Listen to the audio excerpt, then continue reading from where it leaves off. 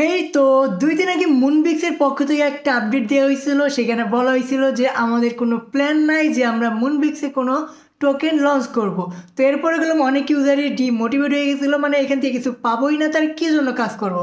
আর যারা এগুলো বলছে মানে তাদেরকে কোনো জ্ঞান শূন্যতায় ভুগতে আছে। তারা আমি জানি কি জন্য, বাইন্যান্সের মতো প্রজেক্ট আর তারা ইয়ারড্রপ দিব না, এটা কখনোই হয় না, ঠিক আছে। তার জন্য আজকে তোমাদেরকে সম্পূর্ণ ডিটেলে বলে দেবো তারা কিভাবে টোকেন দিবে, মানে কোন টোকেন দিবে বা মুনবিক্সে টোকেন আসবে কিনা।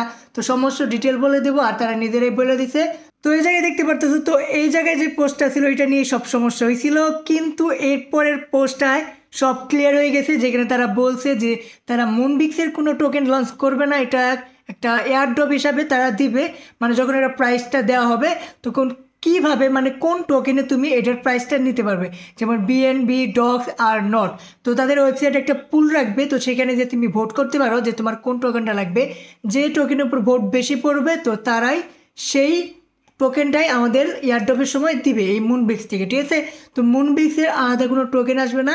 তুমি মুনবিক্স থেকে যে এয়ারড্রপগুলো পাবা সেগুলো তুমি ডক্স, নট আর বিএনবি এই কয়েনে নিতে পারবে। বাইন্যান্সে তো এয়ারড্রপ তোমাদের দিবে। বাইন্যান্সে একমাত্র প্রজেক্ট যেটা সবসময় বিশ্বাস করা যায়, এরা তো মানে ইউজারের সবসময় বেশি প্রাধান্য দেয়, ঠিক আছে।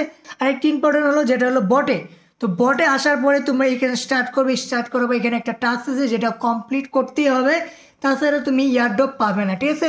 তার আগে তোমার বাইন্যান্সটা কেওয়াইসি করতে হবে, ভেরিফাই করতে হবে। তো সেটার পরে তুমি এখানে চলে আসবে টাস্ক। তো টাস্কের পরে এইখানে নিচে এই যে অপশনটা ক্লিন ইওর বাইন্যান্স অ্যাকাউন্ট, তো এটা তোমার অবশ্যই কানেক্ট থাকতে হবে তোমার বাইন্যান্স অ্যাকাউন্টের সাথে, ঠিক আছে। না হলে গেলাম তুমি কোনো রকমের এয়ারড্রপ রিসিভ করতে পারবে না। তো এখান থেকে তোমার ডাইরেক্ট ওইখানে নিয়ে যাবে, তারপরে তুমি কন্টিনিউ করলে তোমার এখানে ক্লিন হয়ে যাবে, ঠিক আছে। তো এই এয়ারড্রপ তুমি কীভাবে পাবে, তোমার এখানে টোকেন সিলেক্ট করা হয়ে যাবে, মানে তুমি কোন টোকেন নিতে চাও যেটা সিলেক্ট হবে ওখানে পুল করা হয়েছে।